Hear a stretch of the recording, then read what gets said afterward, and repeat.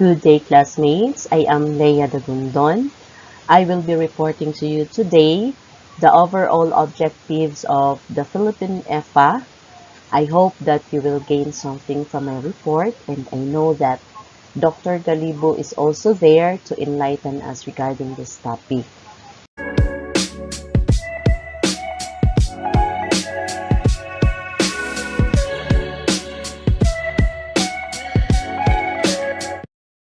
Okay, so for Objective 3, universal completion of the full cycle of basic education schooling with satisfactory achievement levels. The Philippine 2015 plan hopes that all children aged 6 to 11 shall be on track for completing elementary schooling with satisfactory achievement levels at every grade, and all children aged 12 to 15 are on track for completing secondary schooling with similarly satisfactory achievement levels every year.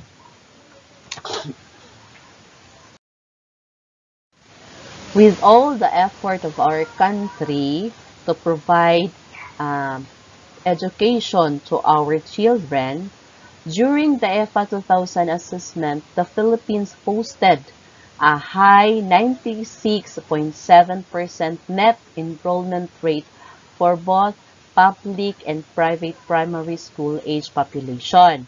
Pero, sugod pud ato nga year, the figures have declined until ning abot og 84.4% in 2010, which is again far from the target of 90% in 2015. So the net enrollment is still low and not enough to position the country in achieving its target for universal access to elementary education by 2015. Among those who were not in elementary schools include children in remote areas without elementary schools, children with special needs but without access to special education classes or schools, street children, and children in areas where schools cease to operate due to armed conflict. Aside from the problem of getting elementary school-age children to attend schools, the system has been inefficient in ensuring that those who enter grade 1 will complete elementary education within 6 years. Part of the reason for the low completion rate in the elementary level is the large number of barangays that have incomplete grade level offerings and high incidence of child labor, especially in rural areas, and malnutrition. With regards to the secondary enrollment and completion rate, it is really true that as children went up to a higher level of education, the pressure not to continue was relatively high. Therefore, there is a high dropout rates in the secondary level. So what are the possible reasons to this? Socio-economic factors like poverty, peer influence, and family problems, which include the lack of interest of parents to sustain the study of their children, broken family, and early marriage of high school students. So, mauna siya nga as what my friend, a teacher in City High share to me nga lahi ra gyud ang sa high school because you will really encounter different problems, especially sa mga bata in terms of their family, in terms of their peers, kay rampant yun dito ang problema nga nakaapekto yun sa pag-eskwela sa mga bata.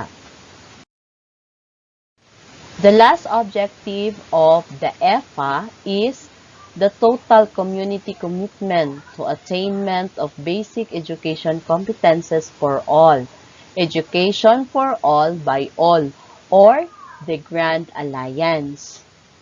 Education is a fundamental right without which all other rights are vulnerable.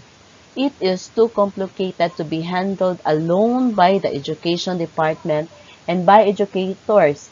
Hence, what is needed is a grand alliance of all sectors to support the universal attainment of basic education.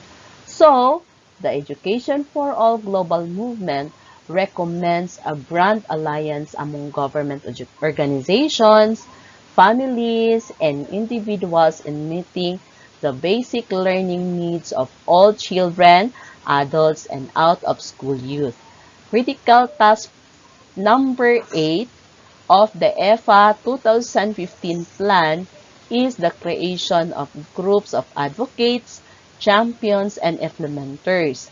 This involves organizing a national and community level effort at each of the 79 provinces, 117 cities, 1,493 municipalities, and possibly 41,941 barangays to broaden the use of basic educational resources, strengthen and formalize societal responsibility for education, and provide the DepEd with strategic allies and stakeholder support for major policy decisions and programs in basic education. Mao bitaw na nga sa atuang SIP or School Improvement Plan, stakeholders are really needed. Appeal yun sila sa planning, appeal sila sa implementation, appeal sila sa tanan nga atong ginabuhat sa atuang eskwelahan.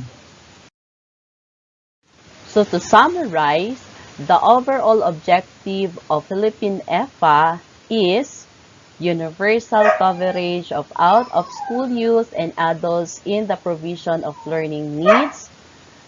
Number 2, universal school participation and elimination of dropouts and repetition in the first 3 grades. Number 3, universal completion of the full cycle of basic education schooling with satisfactory achievement levels. Number 4, total community commitment to attainment of basic education competences for all, or the Grand Alliance. To attain the 2015 goal and target of education for all, the country needs to implement policies, programs, and projects that will address the needs of specific learners, particularly those belonging to the unreached and underserved groups. So, the following conclusions and recommendations were formulated.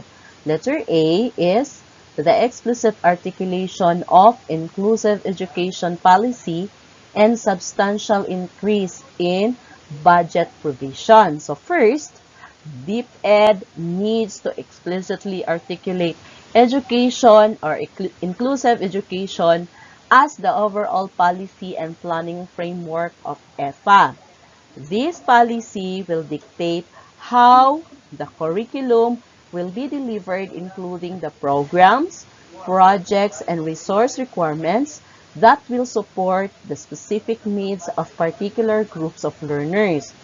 One of the policy that DepEd is issuing this time is the institutionalization of alternative delivery mode programs that will cater the learners in different and difficult circumstances and which will use self-learning modules na maunang ato ang ginagamit karon because of this pandemic. Second is the government should take comprehensive but concrete action to address the inadequate use of the budget for basic education. Letter B, addressing the socio-economic and geophysical factors that affect the attainment of education for all.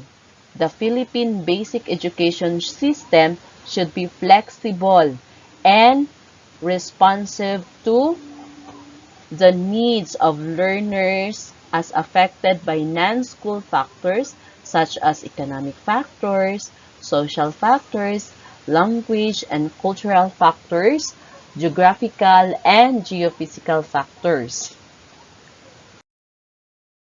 Letter C is reaching the unreached and underserved groups of learners. Kinsa man ni sila? Mao ni sila ang mga children engaged in labor. Street children, children with special needs, like those who are gifted and differently able, Muslim children, and children in conflict-affected areas. So that's all my report. Thank you for listening.